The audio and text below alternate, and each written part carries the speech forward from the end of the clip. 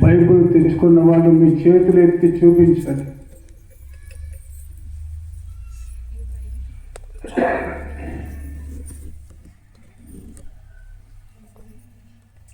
మన ప్రభు అయిన యేసుక్రీస్తు నామములో ఈ క్రిస్మస్ ఆరాధనకు కూడి వచ్చిన మీ అందరికీ నా హృదయపూర్వకమైనటువంటి వందనాలు. అందరికీ వందనాలు. దేవుని పరిశుద్ధ గ్రంథములో నుండి మరి గొల్లలు దేవుని ఆరాధించారు, కాపరులు దేవుని ఆరాధించారు, జ్ఞానులు కూడా దేవుని ఆరాధించారు. కాబట్టి ఈ సమయం ముందు జ్ఞానులు ఏ రీతిగా దేవుని ఆరాధించారో బైబిల్ గ్రంథముల నుండి కొన్ని మాటలను మనము ధ్యానం చేసుకుందాం. మత్తయి సువార్త 2వ అధ్యాయము 11వ వచనాన్ని చదువుకుందాం. వారు ఆ నక్షత్రమును చూచి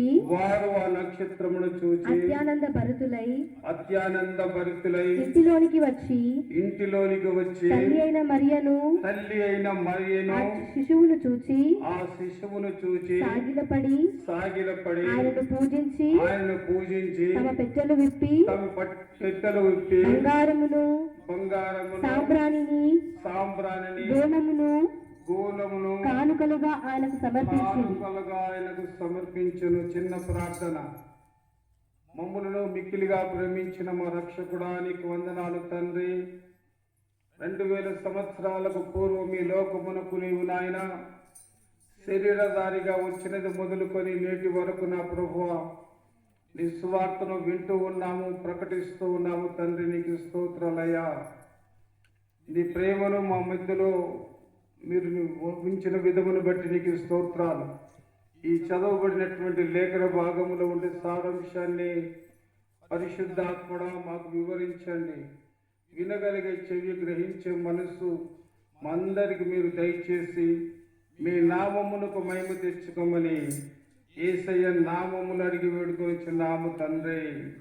ఇక్కడ చాలా జాగ్రత్తగా గమనిస్తే నక్షత్రములు మార్గము చూపాయి జ్ఞానులకు.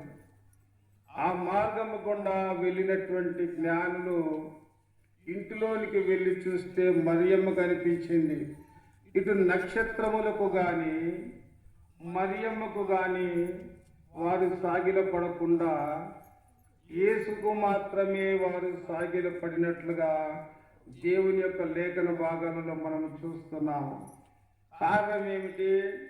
మార్గము చూపించినటువంటి నక్షత్రములకు సాగిలపడక, జన్మనిచ్చినటువంటి తల్లికి ఆయన సాగిలపడక, ఆ జ్ఞానులు ఎవరికి సాగిలపడ్డమా? ఎవరికి సాగిలపడ్డరు? యేసు ప్రభువుల మాత్రకే వారు సాగిలపడినట్లుగా మనము చూస్తాము. ఆయన విలువైనటువంటి వాడు, ఘనమైనటువంటి వాడు, పరిశుద్ధుడైనటువంటి వాడు. ఆయన సమీపించరాని తేజస్సులో వసించేవాడు. ఆకాశము మహాకాశములు ఆయనను పట్టజాలవు. అంత ఉన్నతమైనటువంటి దేవుడు ఆయన్నే కనుక ఆయన్ను సాగిలపడి వారు నమస్కరించారు. దేనికి బట్టి దానికి నమస్కరించలేదు. కేవలము యేసు ప్రభువులకు మాత్రమే వారు నమస్కరించినట్లుగా మనం చూస్తూ ఉంటున్నాం.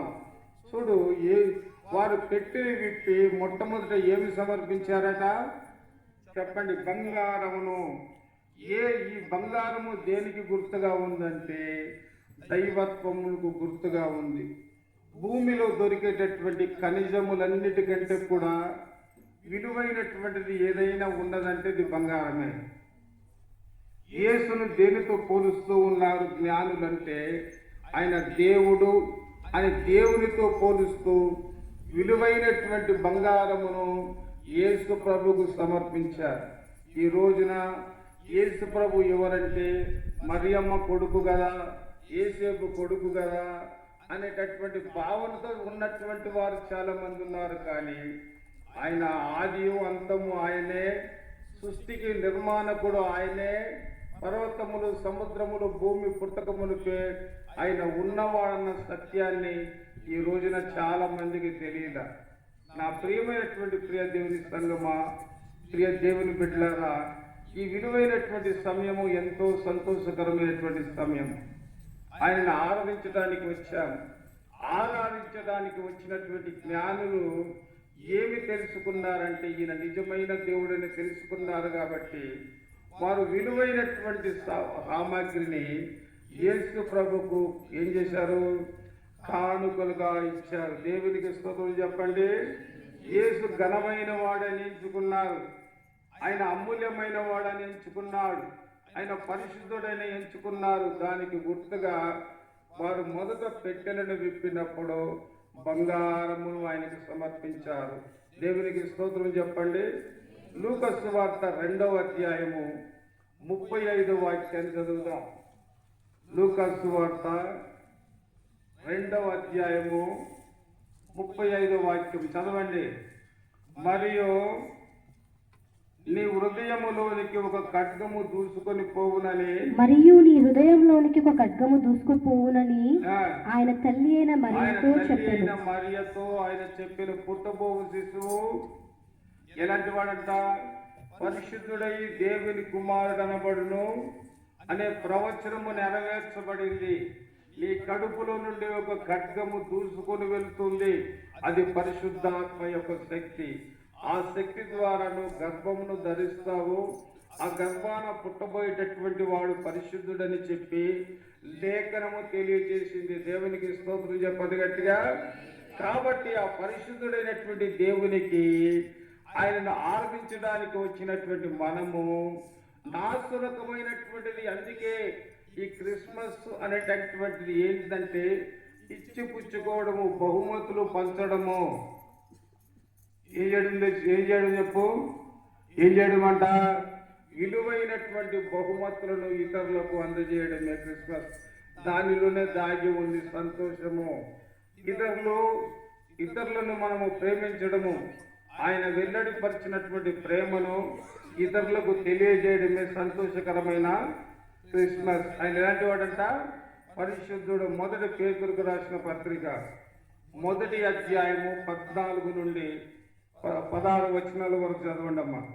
నేను పరిశుద్ధుడనై ఉన్నాను గనుక మీరు పరిశుద్ధులై ఉన్నారు గనుక మీరును పరిశుద్ధులై ఉండుడని రాయబడి ఉన్నది. కాగా మీరు విధేయులకు పిల్లలై మీ పూర్వపు అజ్ఞాన దశలో మీకుండిన ఆశలను అనుసరించి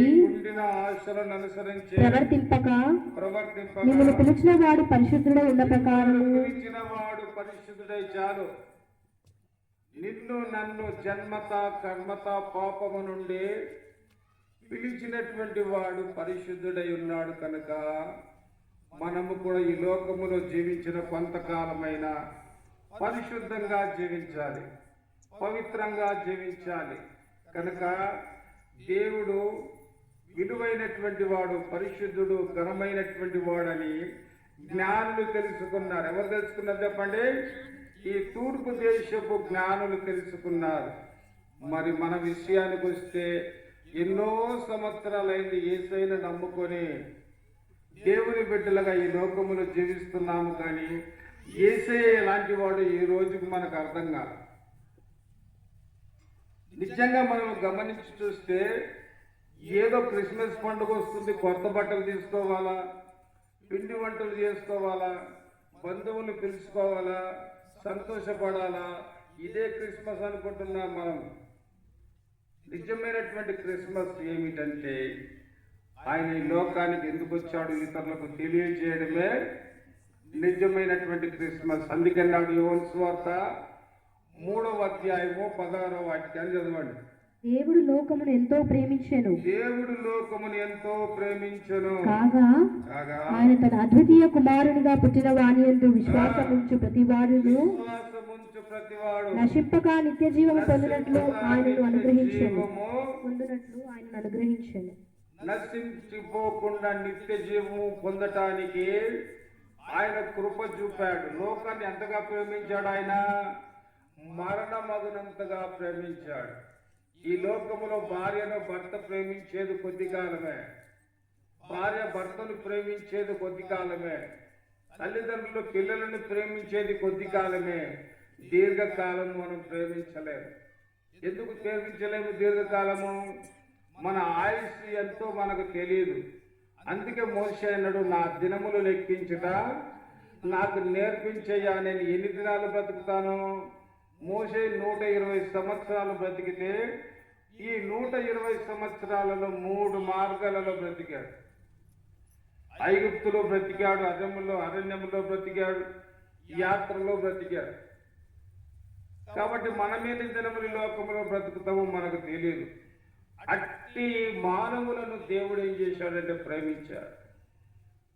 ఆజ్ఞ మీరినటువంటి మనము, పాపములు పడిపోయినటువంటి మనము, దేవుని ఎరగనటువంటి స్థితిలో, అంధకారములో ఉంటున్నటువంటి స్థితిలో ఆయన శరీరధారిగా ఈ లోకమునకు వచ్చి మన కన్నులు తెరిపించి, మన కొరకు రక్తమును కార్చి, మన కొరకు మరణించి ఆయన తిరిగి లేచి ఆరుణమై వెళ్ళిన దేవాది దేవుడు ఆయన పరిశుద్ధుడై ఉన్నాడు. దేవునికి స్తోత్రం చెప్పండి గట్టిగా. ఆదికాండము 2వ అధ్యాయము 11, 12 వచనాలలో చూద్దాం. ఆదికాండము 2వ అధ్యాయం మొదటి దాని పేరు పీషోను. అది హలీలా దేశమంతటా చుట్టి పారుచున్నది. అక్కడ బంగారం ఉన్నది. ఆ దేశపు బంగారము శ్రేష్టమైనది. అక్కడ గోలమును గోమేధికమును దొరుకును. దేవునికి స్తోత్రం చెప్పండి. ఈ నది 4 శాఖలుగా పారుతుంది. ఆ 4 శాఖలుగా పారేటటువంటి నదిలో ఒక నది నుండి పీసోను. ఇక్కడ ఏమి దొరుకుతుందంటే బంగారము దొరుకుతుంది. ఆ బంగారము, విలువైనటువంటి బంగారమును కానుకలుగా ఎవరికి ఇచ్చారమ్మా? అందరు నోరు చెప్పండి, నాకు వినపడదు కొద్దిగా. చెప్పండి, ఎవరికి ఇచ్చారు? యేసు ప్రభుకు తమ పిట్టలు విప్పి సమర్పించారు. వచ్చినటువంటి వారు ఎవరు? జ్ఞానులు, ఖగోళ శాస్త్రమును చిన్నగా తెలుసుకున్నటువంటి వారు, వాళ్ళు చాలా ఉన్నతమైనటువంటి విద్యను అభ్యసించినటువంటి వారు జ్ఞానులు. మనకులాగా అజ్ఞానులు కాదు. యేసు ప్రభు నిజమైన దేవుడని గ్రహించినారు. ఆ తర్వాత బంగారమును కానుకగా సమర్పించారు. దేవునికి స్తోత్రం చెప్పండి. ఈ అబ్రహాము జీవితంలో కూడా మనం చూస్తాం. ఆదికాండము 13వ అధ్యాయము 2వ వచనము. అబ్రహాము వెండి బంగారమును పశువులు కలిగి బహు ధనవంతుడై ఉండెను. చాలు. అబ్రహాము దగ్గర కూడా ఏముందంట? ఏముంది చెప్పండి అమ్మా? బంగారం ఉంది, వెండి ఉంది, బంగారం ఉంది. అబ్రహాము కూడా దేవునికి బంగారమును వెండియో సమర్పించినట్లుగా మనం చూస్తుంటున్నాం. అదే ఆదికాండము 24వ అధ్యాయము 53వ వచనము. ఆదికాండము 24వ అధ్యాయము 53వ వాక్యాన్ని చదువుదాం. తరువాత ఆ సేవకుడు వెండి నగలను బంగారు నగలను వస్త్రములను తీసి రిబ్కాకు ఇచ్చెను. ఎవరైనా? ఎలియాజర్. ఎందుకు వెళ్ళాడు? ఇస్సాకుకు భార్యగా ఉండటానికి రిబ్కాను తీసుకురావడానికి వెళ్ళాడు. అక్కడ ఏమి ఇచ్చాడు ఆయన? వెండి బంగారములు ఇచ్చారు అని అంటే వాళ్ళు ఎలా ఏమై ఉండాలా? వాళ్ళు ధనవంతులై ఉండాలా, వారు గొప్పవారై ఉండాలన్న సూచనకు సాదృశ్యముగా మనకు కనబడుతూ ఉంది. మొదటి రాజుల గ్రంథము 10వ అధ్యాయము 10-11 వచనాలు చదువుదాం. మొదటి రాజుల గ్రంథము 10వ అధ్యాయము 10-11 వచనాలు. మరియు ఆమె రాజునకు 240 మణులు గల బంగారమును ఏమిచ్చిందంట? ఎవరు? సీబా దేశపు రాణి. ఎవరికి ఇచ్చింది? సొలొమోనుకి ఇచ్చింది. ఎంత ఇచ్చింది? 240 మణులు గల 40 మణువులు కలిగినటువంటి బంగారమును ఎవరికి ఇచ్చిందంట? చెప్పండి, ఎవరికి ఇచ్చింది? సొలొమోనుకి ఇచ్చింది. ఆయన ఏమని ఆమె దృష్టిలో? ఆయన విలువైనటువంటి వాడు, ఘనమైన వాడు నాసురకమైనటువంటి అర్పణని అర్పించకూడదు. కయ్యని విషయంలో మనం జ్ఞాపకం చేసుకుంటే ఏబేలు అర్పించినటువంటి అర్పణ ఒక ఉన్నతమైనటువంటి అర్పణ కాబట్టి ఆ అర్పణను దేవుడు అంగీకరించాడు. ఈ శ్రేష్టమైన మధ్యాహ్న కాల సమయంలో యేసు ప్రభు యొక్క జన్మదినాన కూడినటువంటి మనము యేసు ప్రభు ఎవరో తెలుసుకొని ఆ తెలుసుకున్నటువంటి యేసు ప్రభువుకు మనం ఏమి చేయాలి అని అంటే ఘనమైనటువంటి కానుక సమర్పించాలి. గట్టిగా చెప్పండి, ఎలా సమర్పించాలా? ఆయన ఎవరు? ఆయన ఘనమైనటువంటి వాడు, ఆయన పరిశుద్ధుడు.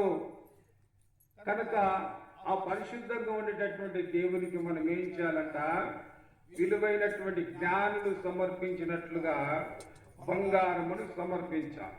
రెండో విషయాన్ని జ్ఞాపకం చేసుకుందాం, సాంబ్రాణి. ఇది దేనికి సూక్ష్మగా ఉందంటే యేసు మానవత్వమునకు సాదృశ్యముగా ఉంది. యేసు మానవుడై ఈ లోకములో జన్మించడానికి సాదృశ్యముగా ఉంది. కాబట్టి తూర్పు దేశము నుండి యేసును చూచి ఆరాధించుటకు వచ్చిన జ్ఞానులు అర్పించినటువంటి కానుకలు రెండో కానుక ఏంటండి? సాంబ్రాణి. అందరు చెప్పండి, ఏంటిది? సాంబ్రాణి. లేవికాండము 2వ అధ్యాయం 15వ వచనాన్ని చదువుదాం. లేవికాండము 2వ అధ్యాయము 15వ వచనం. అది నైవేద్య రూపమైనది, అది నైవేద్య రూపమైనను, నీవు దాని మీద నూనె పోసి దానిపైన సాంబ్రాణి వేయవలెను. దానిపైన సాంబ్రాణి వేయవలెను. దేవునికి స్తోత్రం చెప్పండి. ఇది మానవత్వమునకు సూచనగా మనకు కనబడుతా ఉంది. ఇది అగ్ని మీద వేస్తే ఏమవుతుంది? కరిగిపోతుంది.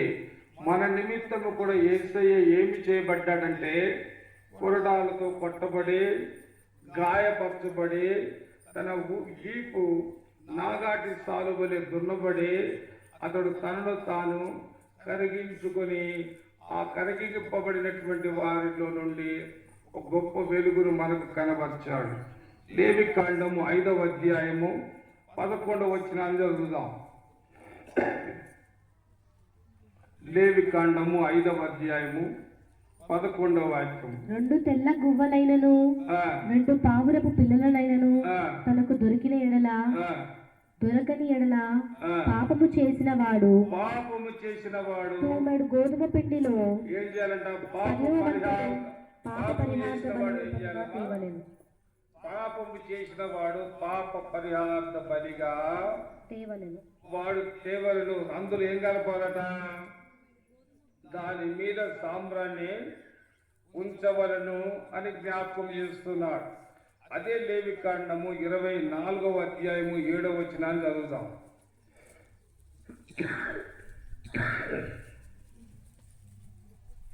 24:7.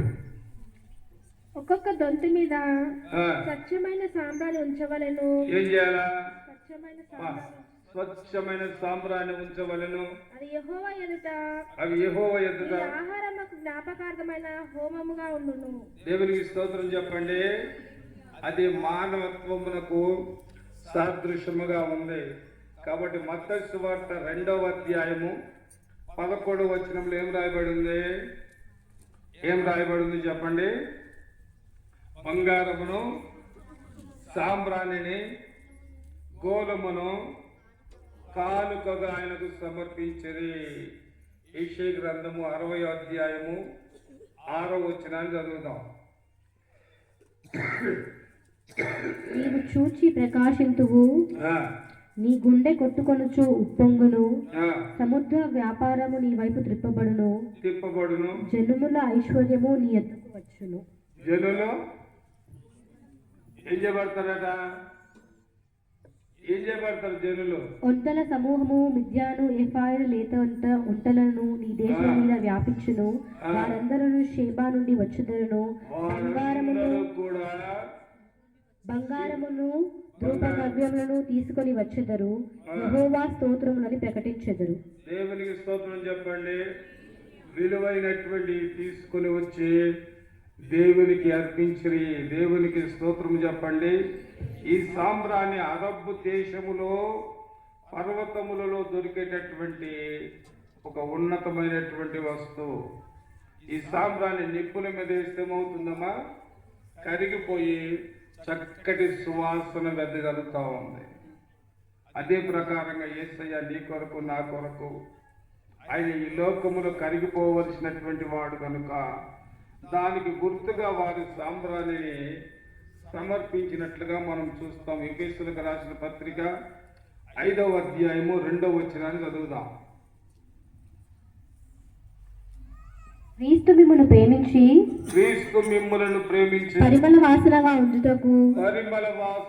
ఉండుటకు మన కొరకు తన్ను తాను దేవునికి అర్పణముగాను బలిగాను అప్పగించుకున్నాడు. ఆయన పరిమళ వాసన మనకు వెదజల్లడానికి ఒక బలిగాను అర్పణగాను మన కొరకు ఆయన ఏం చేశాడంటే తనను తాను అప్పగించుకున్నాడు. దేవునికి స్తోత్రం చెప్పండి గట్టిగా.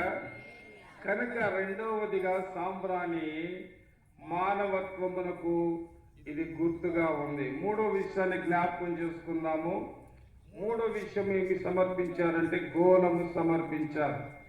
ఈ గోళము యేసు మరణమునకు శ్రమలకు గుర్తుగా ఉంది. యేసుకు జ్ఞానులు అర్పించిన కానుకలలో ఇది మూడవది. దీనిని దేవుని ఆలయములలో వాడేదారు. గోళము అనే పదము గోపరసము అనేటటువంటి పదము నుండి వచ్చినది. గోపరసము పరిశుద్ధమైన తైలములలో వాడేవారు.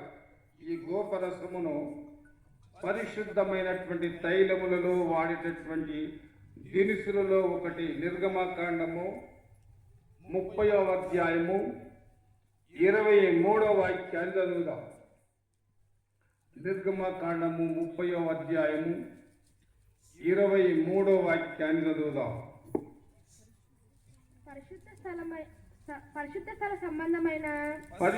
స్థల సంబంధమైన తులము చొప్పున అచ్చమైన గోపరసము 500 తులములను సుగంధములు గల లవంగి పట్ట సగము అనగా 250 తులముల ఎత్తును, నిమ్మగడ్డి నూనె 250 తులముల ఎత్తును, లవంగి పట్ట 500 తూములను, ఒలివ నూనె, సాంబారమును 3 పండ్లను తీసుకొని